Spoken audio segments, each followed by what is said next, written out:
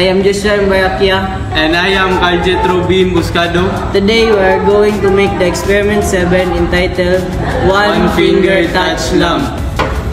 These are the materials that we are going to use. Breadboard, LED, and the resistor, and then the transistor.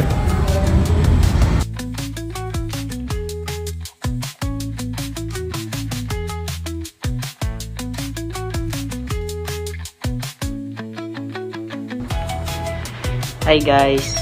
So karon akong i-explain ninyo ang placement sa components sa experiment 7. So una, naatay upat ka resistor. Dayon usa ka LED, then usa ka transistor.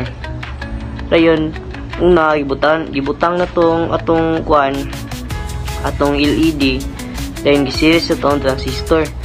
Dayon ato na dayong gipangbutang ang mga resistor according dito sa circuit diagram dito sa nga gihatag ni sir.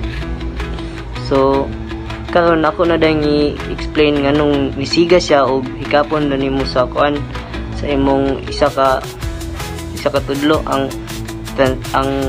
resistor. So una ug atong hikapon na to ang resistor sa atong kamot, mo siya mag-send og kanang gamay nga signal ba paingon sa transistor. Mo to ang transistor siya, mo siya maka-feel siya og nay current nga ni flow ba. So mo tong pagka-feel niya nga nay current ni flow, mo tong iya ding mapasiga ang suga ang atong LED. Kay naman siya yung power nga mo ni flow. So mga to guys.